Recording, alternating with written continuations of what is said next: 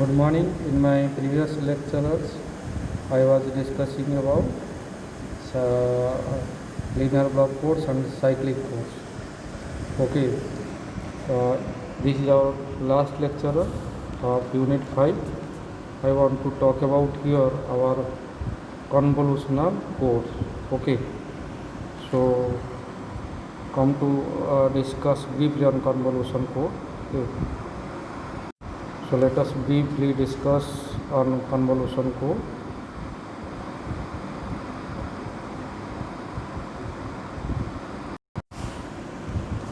The main difference between the block code and convolution code, okay,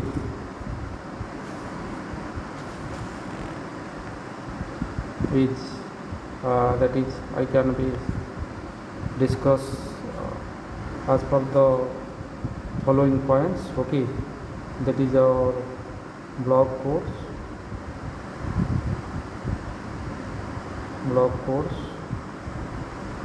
So in block codes, the block n bits generated, the block n bits generated, okay, by the encoder,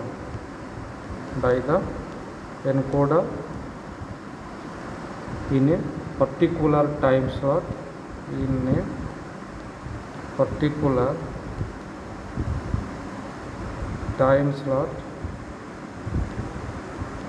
okay, depends only on the block of k,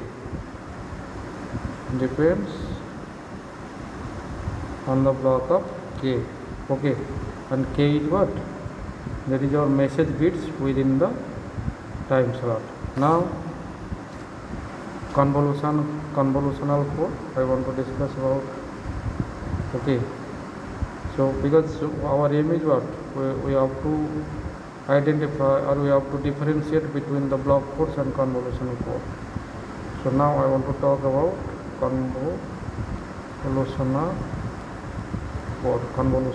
code. So in the convolutional code, the block n, here the block n bits, okay, generated by the encoder, okay, in a time slot depends not only on the k, n bits depends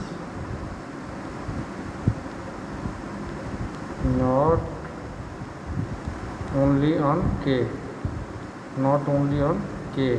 that is our message bits within that time slot, but it is also depends on the preceding L, it is depending upon the preceding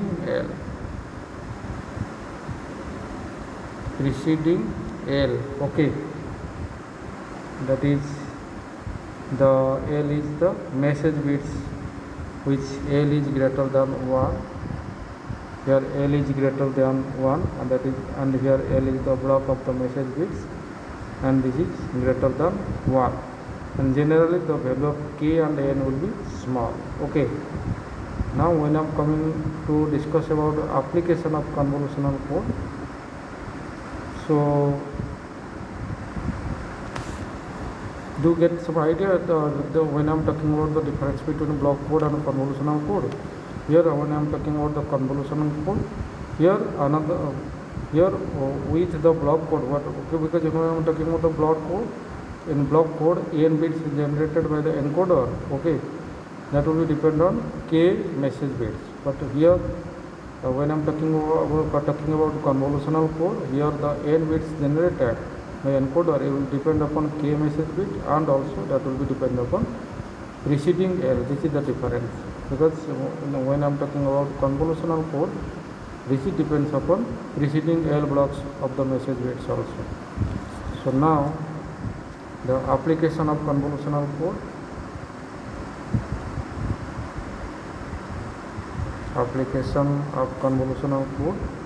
Like block code, the convolutional code can be designed to either detect or correct the errors. It is designed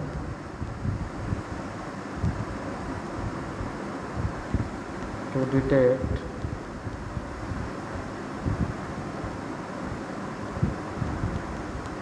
and correct the errors. Okay, and here I can tell that the data is usually retransmitted in blocks, and the block codes are more suitable for error detection, and the convolutional code are more suitable for error correction. Okay, convolutional code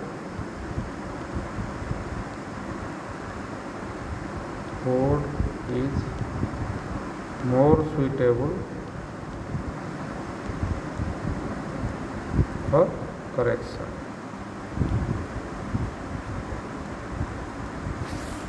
Getting? Now I want to talk about encoding and decoding.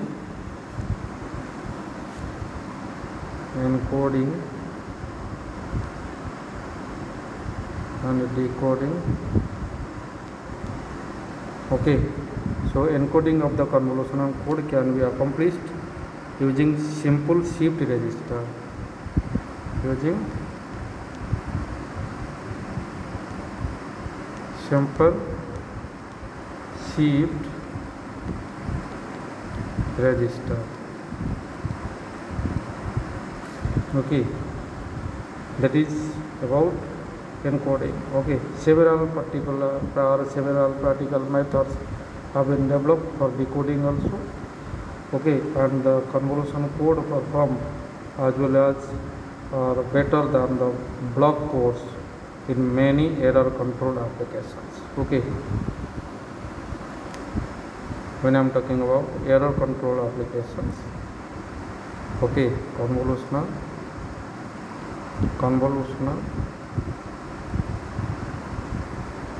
code has okay better performance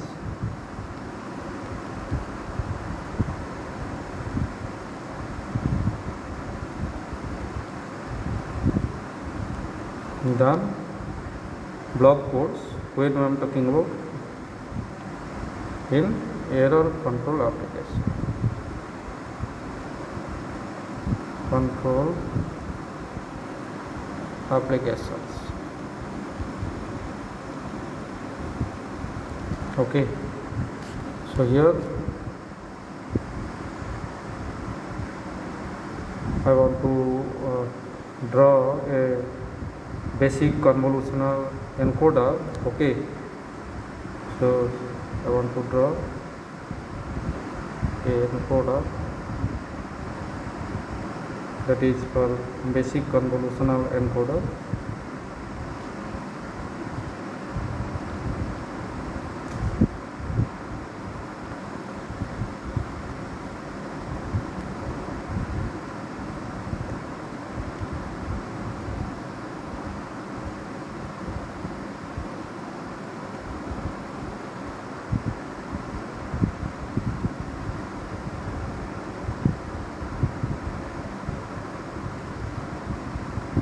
Okay,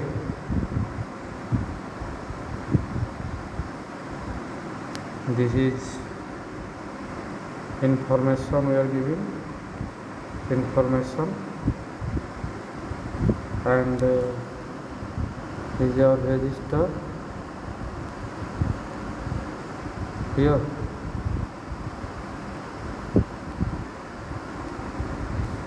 And this is our modulo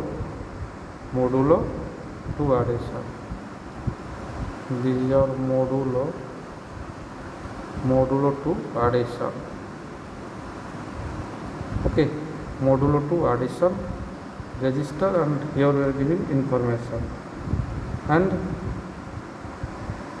obviously that is we are getting code word frame n bits. Here we are getting code word frame n bits. This here we are giving information, and here we are getting code word frame which is n bits. Clear? So now coming to important definitions.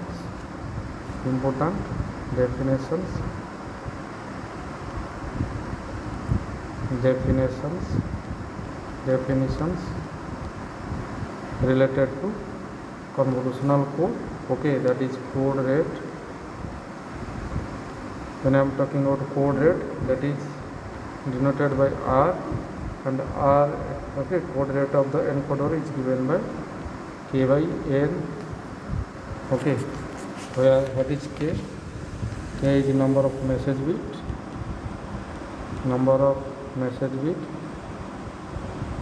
or symbol bits. Okay, and what is N? N is number of encoded bits. Number of encoded bits, okay, per message bit,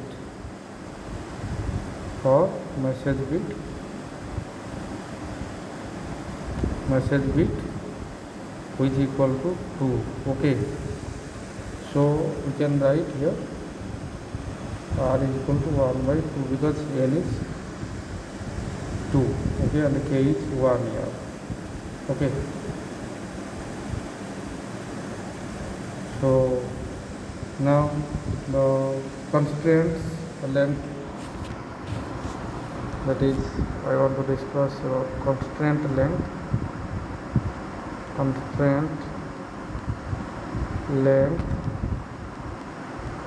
that is our K. So here each message bit influences a span of, that is N L plus 1 successive output bits, and the quantity, that is N all into L plus 1, is called as the constraint length. This is called constraint length.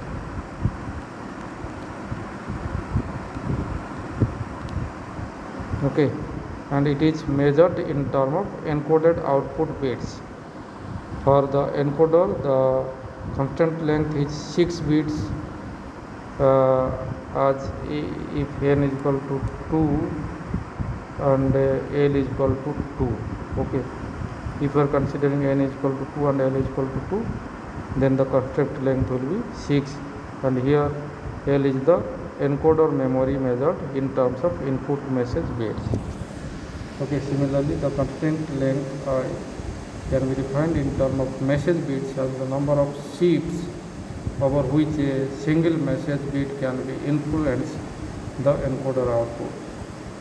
An encoder with an L state shift register, the number of sheets required for a bit to enter and come out of the sheet register, okay, that is K is equal to L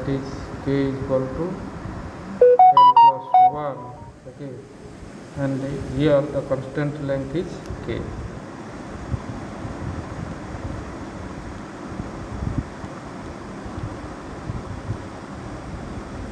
Okay, and with this definition the constraint length of encoder will be 4. Now coming to code dimension.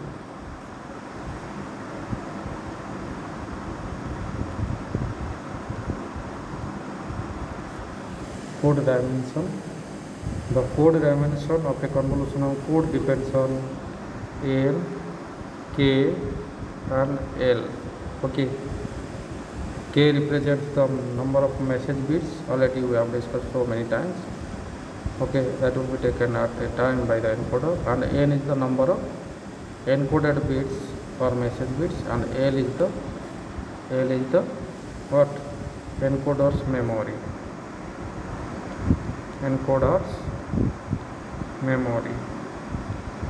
Okay, so the code dimension is therefore can be represented by NL or NKL. The code dimension can be represented by NKL, and for the encoder the code dimension is given by NKL. So I think I have to stop here. Okay,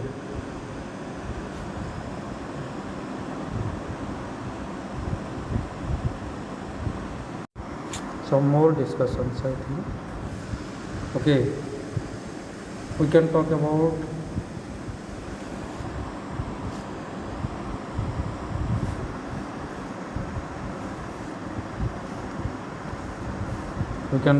the graphical representation of convolutional encoding also. Okay, so for the convolutional encoding, there are three different graphical representations. That is, the first one is the code tree, the code tree. Second one is the code trellis,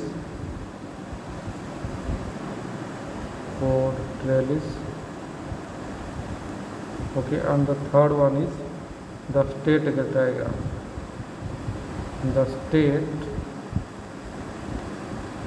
diagram, okay. So these are the graphical representation ways which are widely used in, okay. So I think I have to stop here. Thank you very much.